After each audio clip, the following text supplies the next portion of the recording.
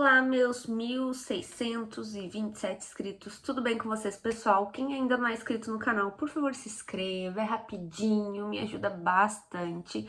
E alguma resenha aqui do canal vocês vão gostar, porque eu tô lendo de tudo. Não sou muito fã de terror, porque eu sou meio cagona, mas fora isso, tá tudo certo, vai aparecer aqui em algum momento. O livro que eu venho falar hoje, gente, é esse aqui, que é o Glint, que o primeiro livro foi o Guild. Então eu vou fazer um resumo bem rápido do primeiro pra gente pular pra esse segundo. Já digo que esse segundo teve umas coisas assim que eu não esperava e eu adoro esse tipo de... Eu gosto de não esperar algo, eu gosto de ser feito de trouxa. É realmente isso. No Guild, o primeiro livro, é um livro de fantasia, né? A gente tinha a Auren, que é a personagem principal, que ela é toda feita de ouro. Ela é uma das montarias reais do rei, o rei Midas, que até então todo mundo acredita que o rei Midas tem o toque do ouro, que ele encosta nas coisas e as coisas viram ouro. Lembrando que o rei Midas ele é casado com uma rainha, né, a mulher lá do reino, e claramente eles não se dão bem. E o rei Midas tem as suas montarias reais, que é basicamente as mulheres que ele tem só pra transar. Só que ele chama a Auren de preciosa, porque dizem que ele tocou nela e ela virou toda de ouro. Ela tem tudo de ouro, cabelo de ouro, corpo de ouro. A única coisa que eu acho que não é ouro é a cor branca aqui dos olhos dela. Mas desde o início do livro eu fiquei achando que... Eu acho que não é o rei Midas que tem, né, o toque de ouro. Eu tô achando que é a Auren. E aí, lá nesse primeiro livro, o rei Midas, ele é rei de um reino ali, né? Ele não se dá bem com a rainha lá, a mulher que ele é casado. Eles casaram só por conveniência pra salvar o reino, porque ele tem o toque de ouro, né? Então ele transformou tudo em ouro e transformou o reino num reino extremamente rico. E ele tem várias montarias reais. E a rainha também tem montarias reais do sexo masculino. Então, assim, uma coisa meio que normal ali entre eles. Só que ele traiu um rei de um outro reino. Deu uma matança lá do caramba. E ele conseguiu conquistar o reino desse rei amigo dele. Ele traiu o rei lá e ficou com outro reino. Lembrando que esse livro tem uma coisa muito importante, que é a Auren, né, a guria de ouro, ela vive dentro de uma gaiola de ouro. Sim, o rei Midas chama ela de preciosa e mantém ela dentro de uma gaiola. Então ela tem assim um corredor inteiro do castelo, que é uma gaiola dourada, que é onde ela fica, porque ele não quer que ninguém toque nela, porque ela é a preciosa dele feita de ouro. E aí a gente já vê, né, nesse livro lá no primeiro, que tem alguns problemas, né, relacionados a isso. E a gente vê que a Auren gosta dele, ela ama ele. A gente sabe que lá no passado ele fez muitas coisas por ela, ele meio que salvou ela das ruas. Então por isso que ela ama ele, mesmo ele mantendo ela numa gaiola. E aí no primeiro livro ele trai ali, né, um dos reis e ele tem um outro reino. E ele vai para esse outro reino, né, para conhecer a nova população e dizer que agora ele é o rei dali. Enquanto isso, as montarias reais e a rainha ficaram para trás. Só que ele pede para as montarias reais irem para outro reino. E aí a gente tem todo um trajeto de um reino para o outro. E aí a montaria real, que é a Auren, né, a feita de ouro, ela tá nesse comboio que vai até outro reino. Só que esse comboio ele é atacado. Ele é atacado por piratas, depois... E os piratas são, assim, horrorosos, dá uma matança ali, e eles sabem que eles estão com uma carga muito preciosa, que é a Auren, né, que é de ouro. Então os piratas agora estão com as posses do rei Midas, né, estão com as montarias do rei Midas e os soldados do rei Midas.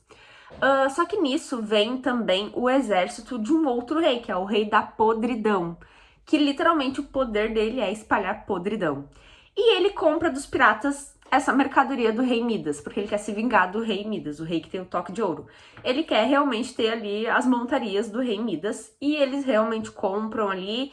E agora a Auren, que já estava horrível para ela estar com piratas, agora ela está junto com o exército do rei da podridão. E o rei da podridão vai usar ela, né, em alguma troca, em alguma coisa, para prejudicar o rei Midas. Foi assim que a gente acabou esse primeiro livro. Então a Auren agora ela tá dentro do exército do rei da podridão, sendo ali, né, sequestrada. Nesse livro 2 tem uma coisa que eu achei bem legal, que é que a gente tem a visão da rainha. A rainha que é casada com o rei Midas, né? Lembrando que a Auren é só uma montaria, só uma mulher que o rei ali, né, diz que é preciosa, mas ele só usa ela pra sexo. Tem a visão dela, da rainha, mostrando que obviamente ela odeia esse casamento, porque o rei Midas, ele veio e transformou tudo em ouro, ela não pôde ficar sendo a rainha, porque ela não tem poder. E aquela sociedade, ele aceita que sejam os governantes quem tem poder, né? Poder mágico. E ela não tem. E agora ela viu que o rei Midas tá em outro reino e ela viu uma oportunidade pra fazer com que ele não volte. Exatamente, porque o reino é da família dela. Então aquilo dali é dela. Ela acha que o povo pode voltar a ser leal a ela e não ao Midas, né? Que é o que tem o toque de ouro. Então a gente começa a ter nesse livro uma visão da rainha bolando vários planos pro marido dela não voltar do outro reino. E enquanto isso ela começa a fazer algumas coisas por trás dos panos pra tentar tomar o reino dela de volta, né? E aí nisso a gente tem também a visão da Auren, né? Que ela tá lá no exército do rei da podridão, né? E que todo mundo na história sabe que eles são horríveis, que o rei da podridão, que o reino dele é horrível. Sim, ó o poder do cara, né? Ele realmente faz podridão, ele faz que as pessoas fiquem podres, morrem podres, assim. E ele espalha podridão pela terra. É um poder bem ruim, assim, eu diria.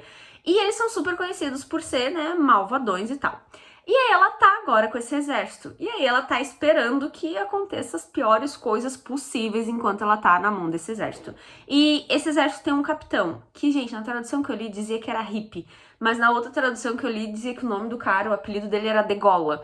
Assim, um cara fodão. É o cara que tem os espinhos, que a gente já de cara sabe que é um férico. Lá no primeiro livro, ela fala, meu Deus, ele é um férico. Que faz muito tempo que não se vê féricos naquela sociedade ali, porque teve uma divisão lá, tananã, tananã.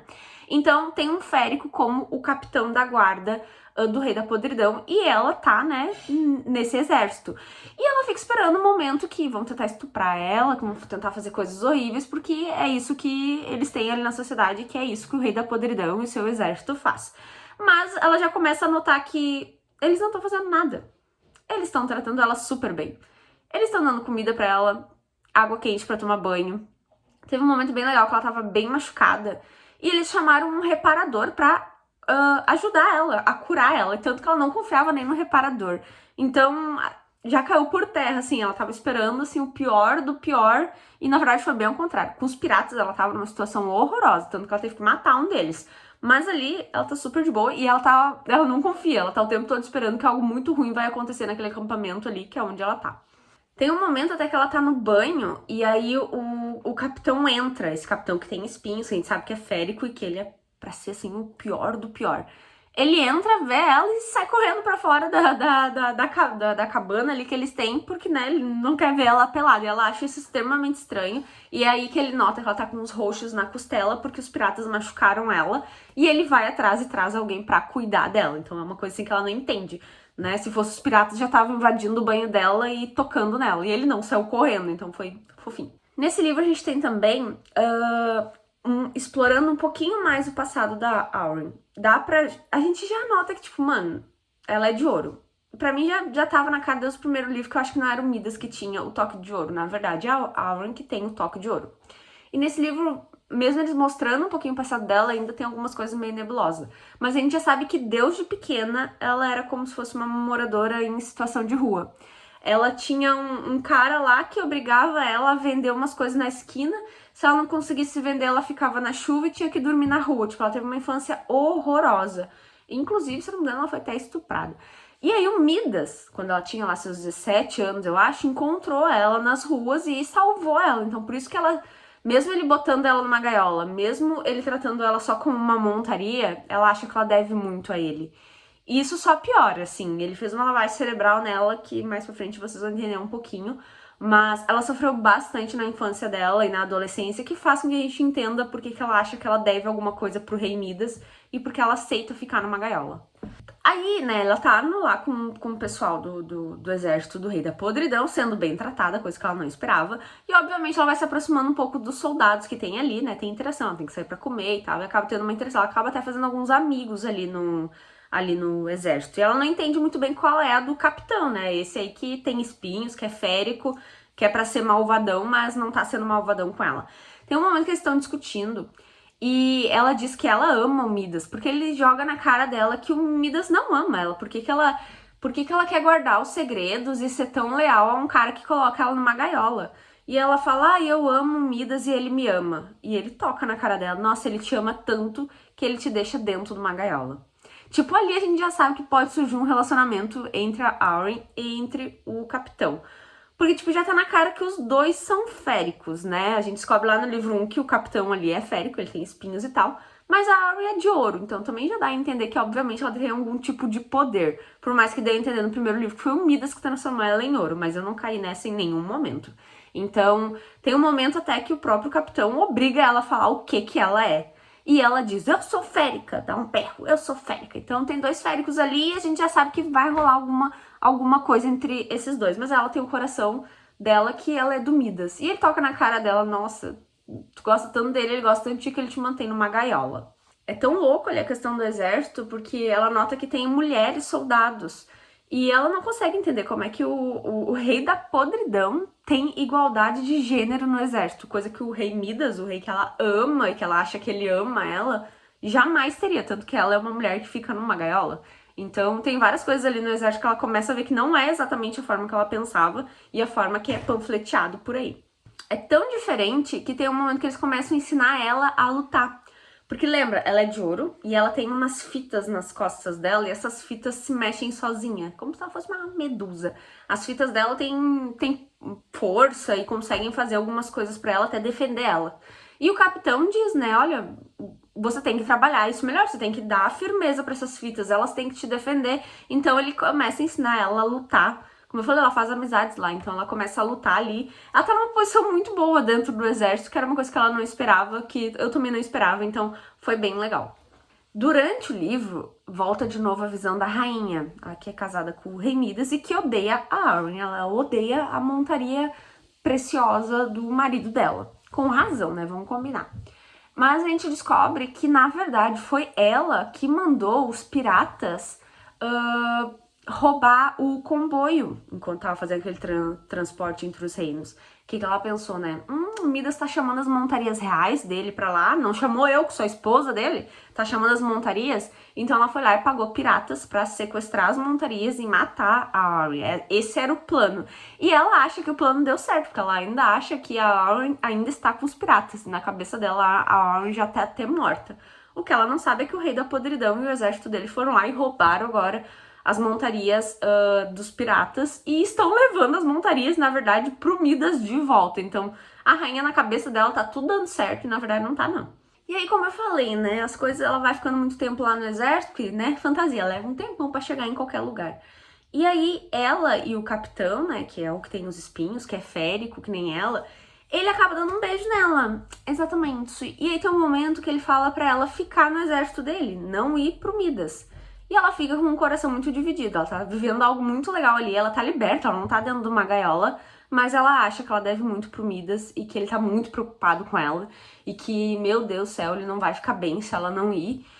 Ai, gente, acontece uma coisa lá na frente que eu disse assim, ai, mano, é óbvio que isso vai acontecer, sabe? Então, tipo, mulher fica aí no exército, mas ela diz que ela não vai ficar. E eles dão só um beijinho ali, obviamente ele fica puto e não quer saber mais dela ali no exército também. Aí, finalmente, eles chegam no novo reino do rei Midas, né? O reino que ele traiu o outro rei lá e ele tomou o reinado. E aí o rei da podridão chega também junto. Até então o rei da podridão não tinha aparecido ainda na história, né? A gente não tinha visto ele. E aí chegou o exército dele e chegou com a Arryn junto. E o rei da podridão vai usar a Arryn pra conversar com Midas. Tipo, eu quero marcar uma reunião com você. De boa fé eu te entrego a Arryn, né? A sua montaria preciosa. E aí a Arryn, ela tá olhando, né, o rei da podridão indo pra falar com Midas e ele espalhando podridão ali naquele reinado. Mas dá certo ali a conversa, então a Arryn volta pro Midas e o capitão do exército ali fica bem chateado, dá pra ver, né, na face dele. E ela fica com o coração bem dividido entre ir pro Midas ou ficar no exército, mas ela vai pro Midas. E aí que eu disse que acontece uma coisa que obviamente era muito óbvia, mas que, né, foi interessante ler as reações dela. Ela voltou, né, encontrou o Midas e o Midas, nossa, eu tava com muita saudade, você tá bem, eles te machucaram, não sei o que, minha preciosa. Que é só isso que ele fala, né, ai, minha preciosa, minha preciosa. E aí, eu já falei pra vocês, na verdade, se eu não falei, eu vou falar agora. O Midas não tem o poder do ouro, não, é a Arryn que tem. Então, tudo que tem de ouro, provavelmente ele faz ela tocar. E ele mente que é ele que tem o poder. Porque ele botou na cabeça dela que, pra proteção dela, era mais fácil ele falar que ele que tem o dom do ouro. Então, o Midas é só um sugador de ouro dos outros, porque na verdade ele não tem poder porra nenhuma. E ele sustentou essa história por muito tempo. Por isso que ele sempre tem a preciosa a Arryn perto dele. Pra ela poder tocar nas coisas, né? Então, por isso que ele tava desesperado pra ela. Não é nem tanto por saudade, era porque ele queria o toque de ouro. Mas, quando ela chega, né, que daí ele, ai meu Deus, você tá bem, ok. Vem cá que eu tenho uma surpresinha pra ti nesse castelo. E eu disse, é agora, é agora.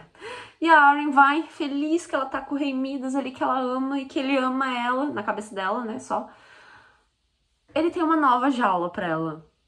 Ele tem uma nova gaiola pra ela, num castelo novo. E ela achando que toda aquela liberdade que ela teve no exército do Rei da Podridão, na cabeça dela, ela ia ter a mesma liberdade agora, voltando pro rei dela. E não, ele construiu uma gaiola nova pra ela num outro castelo. E obviamente, dessa vez ela disse que ela ia lutar e que ela ia dizer que não precisa. Que ela tem controle, que ela não vai. Ela, se não me engano, ela usa luvas. Porque se ela não usa luva, o ouro dela sai. E o ouro dela mata pessoas. Porque se tocar em alguém, a pessoa vira uma estátua de ouro. E já aconteceu antes, que era uma informação que a gente não tinha. Então, a Arryn já acidentalmente matou pessoas com o poder dela. E é isso que o Midas colocou na cabeça dela, que ela machuca pessoas. Por isso que ele tem que ter a mentira aí por trás. E ela tenta conversar com ele, dizer que ela não precisa mais de gaiola e jaula, que ela não vai entrar porque ela não precisa mais, que agora ela vai ser livre, né, vai ficar com ele ali e tal. E obviamente ele surta, né, e diz, não sei o que aconteceu com você nesse exército, mas você vai voltar pra gaiola, sim.